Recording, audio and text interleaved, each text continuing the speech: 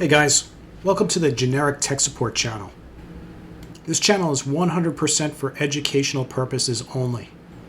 This channel does not support the use of pirated software, stolen software, or anything illegal. Hey guys, so I wanted to create a video today. I know that it's been a while, probably a week or so since I've created videos. The reason why I've been dealing with some family drama issues. Ultimately, I got people in my family that have been in and out of the hospital, and as a result, I just haven't had a chance to make any new videos, so I apologize for the delay in getting things out. But, so since I've been spending a lot of time in hospitals and in waiting rooms, I've watched a lot of YouTube itself and other platforms just because, I'm in a waiting room, It's not really a place for me to work, really can't connect to a VPN through the hospital system. The internet there is generally slow. Anybody that's been to a hospital knows that their internet's usually pretty awful. And while I guess I could tether off my cell phone, it's just not worth it for the amount of time and the interaction. And, I just don't have the time to do that. So as a result, I haven't really been working either. So during that time period, I've been watching a lot of videos. And, if you're like me, kind of a nerd, I typically just watch IT-related videos. And if I don't watch IT-related videos, I watch a lot of ethical hackers, those guys that beat the scam artists, and then just automotive stuff because I'm a motorhead outside of just the tech stuff. So with that, I've been watching this one individual. He goes by the name of Perogi. Now, I don't know if that's something vindictive. I'm not sure. I'm not a language artist by any means. I don't know if it means something different in Hindi. I assume that that's the language that they're speaking when he's talking to the scam centers, and I apologize if that's not the case, but I believe that's the language.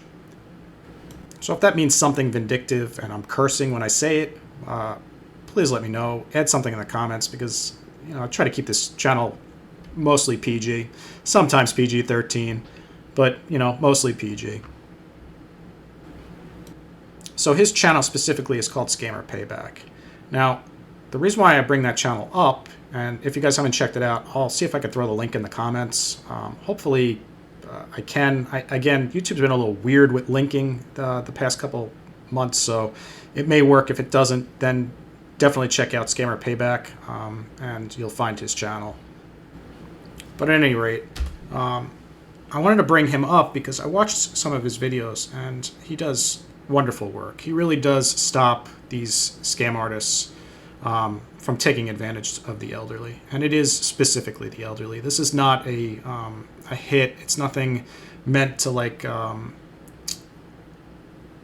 make these older people feel bad about what they are or who they are. I mean, ultimately, these scam artists, they target them because they didn't grow up with computers. They don't know the difference. And as a result, they scam them out of thousands of dollars. So the fact that these scam artists stopping people, individuals on YouTube, as well as companies that are stopping these guys, I mean, cheers to you guys for spending that amount of time and effort that's required to do so. Just because it's not as simple as just connecting. You got to protect yourself and your own assets, and then once you get into their infrastructure, you got to know what to do with the data, who to provide it to, what authorities to get involved, what not, what have you. And this business that they're running, this business model of scamming the elderly is, obviously not going to last forever because as these people pass away, the younger generations, they're not going to fall for the same BS. They're just not. Your younger kids are smart enough to know that when somebody connects to your computer remotely and opens up a command prompt window, that doesn't mean that machine's infected with something. It's just random characters they type in to generate things on the screen because they don't know themselves what they're doing. And that's, part of, I guess, the bonus or the benefit of being an ethical hacker is makes it really easy to take over these remote machines to stop them from doing what they're doing. Now, with that said, generally speaking, when you go into these type of scenarios where you're going to ethically hack an infrastructure, where you're going to take control of a scam artist's computer, you usually do it in a way that you don't want to be seen. So you'll remotely get access to their machine. You'll set yourself up with remote access, but then it's social engineering. And basically what you're doing is you're learning the pattern, where they are, at what time of the day, who they're around, what they're doing at what time of the day, and you sit and you wait.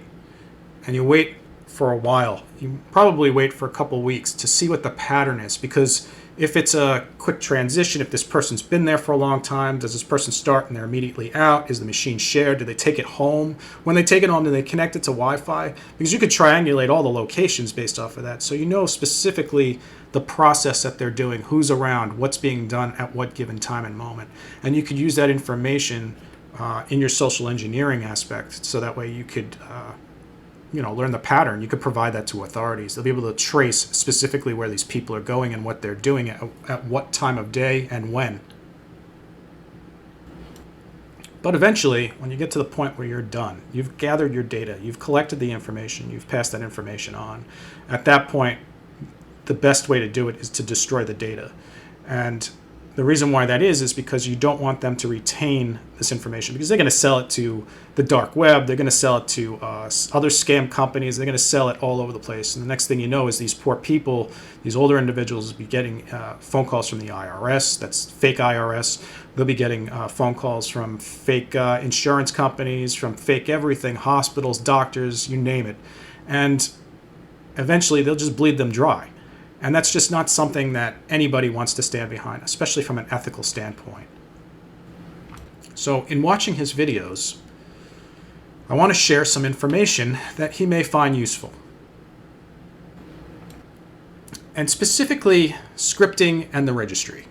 So in a Windows infrastructure, now the vast majority of these guys that gain access usually use a Linux-based system to do so. So it's understandable that they may not know the ins and outs of the Windows platform and how they can make it easier for them to gain access to remote control or to keep remote access control.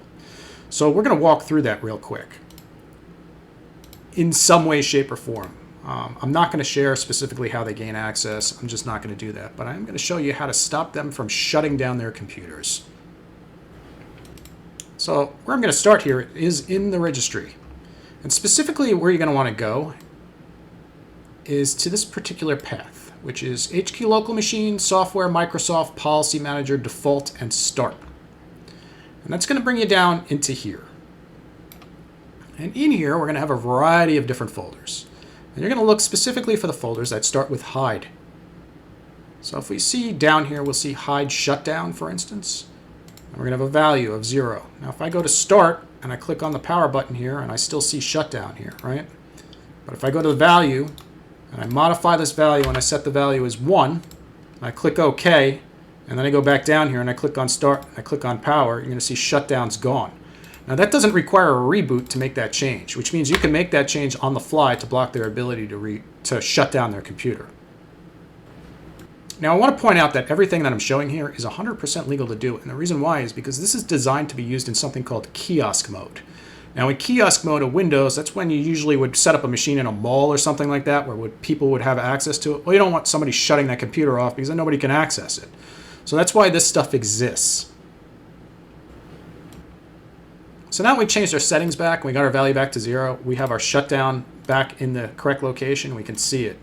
Now, what if you want to not only get rid of shutdown, but you want to get rid of sleep, restart, the sign-in options.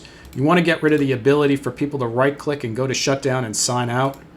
You want to also stop them from having the ability of hitting the power button to shut the machine down or the restart button to shutting the machine down. Now, at that point, the only way to turn the computer off would be to use command line to shut the computer off. Otherwise, the only other way to shut it off would be to physically destroy it, because you would be removing the ability for hibernation, you would be removing the ability for sleep, you'd be removing the power button function, the restart button function, the start menu functions for shutdown, the start menu shutdown, restart settings, the logout settings. They would all be wiped. So believe it or not, it's really not that hard to do. If we go into our folder menu here, and we right-click on this particular batch file, and we do edit, I'm going to go through specifically what this script does. So the first thing is don't display what the script does. The next thing it's going to do is it's going to create a user account called master007 with whatever you want to set your password to. Make sure it meets the standard compliance out of base Windows 10 or Windows 11, whatever their systems are using, which I believe the default value on those machines is 7 characters, 2 numbers, and 1 special. So if that's the case, just make sure you get somewhere close to that. Obviously, more is better. Again, we're not talking about security because we're gaining access, right? So we don't need to worry about security. It's just ease of access. Just create something you'll remember. The next line here is the net local group. So it's going to add this master 007 account to the local administrator's account. So that way you have access to the system. And at that point, it's going to hide the ability for the shutdown menu to show. It's going to disable the ability to run sleep or hibernate. It's going to hide restart, hide the sign out, hide the sleep option, hide the power button option. Then we're going to set power configurations. And this is going to be for the 2 power configurations on the system, for plugged in as well as unplugged. So if they disconnect the power cable, they still can't run the sleep settings. And what these 2 commands do is they set no change in the power button and reset button. So basically, if you hit the power button, it does nothing. If you hit the reset button, it does nothing. And we come down here and we're going to disable the context menu. So in other words, they can't right click on something in the start menu to choose the shutdown option. And then we're going to go down here into the Policy Explorer, which is the Start Log Off, the Menu Log Off, which disables the ability for them to log out of the system. And then we come down here, we're going to make a directory called scammerpayback. And then we're going to attach the attributes to the actual folder, and we're going to hide it. Once it's hidden, we're going to robocopy the WinX folder into the scammerpayback location. We're going to copy all. And then we're going to remove the WinX location and then set the power configuration changes that we made above. And what that's going to do for us is that's going to lock down the ability to shut down the machine in every way, shape, and form that is not command line and a command given to the machine to shut it down, or a baseball bat or a hammer. So what we'll do here is we're just going to right click on this now, and we're going to choose Run as Administrator. I say yes. There we go, we ran the command. So now if we right click on Start, we got nothing. If we left click on Start, we go to Shutdown, we got nothing.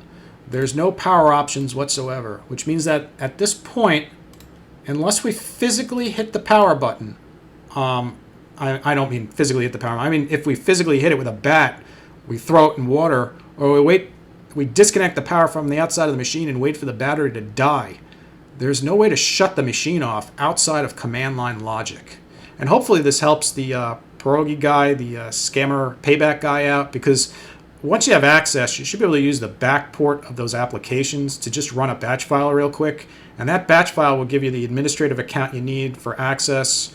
At that point, you can even set up your iCackle so you could take ownership of the files or encrypt the files if you need to. And then once you set that thing for no shutdown, they literally would have no way to shut that machine down without using a baseball bat, destroying it physically, or using the shutdown command through the logic. But I doubt that they would know how to do that. So hopefully this helps you guys out. And if you guys are interested in that, you could also use the script for kiosk mode. Only thing I would suggest you do is if you're in kiosk mode is if we go into the script itself and we do... God, I hate the menu system in these things. More options. Just delete this off the top of it. And then at that point, you could run the whole script. You could even leave the scammerpayback in here. I would obviously probably just rename these files to something else, like kiosk mode or something like that, and then do the copy all command, and then so that way it copies the data into the kiosk mode folder. Again, that's just so that way you can get rid of that right menu context.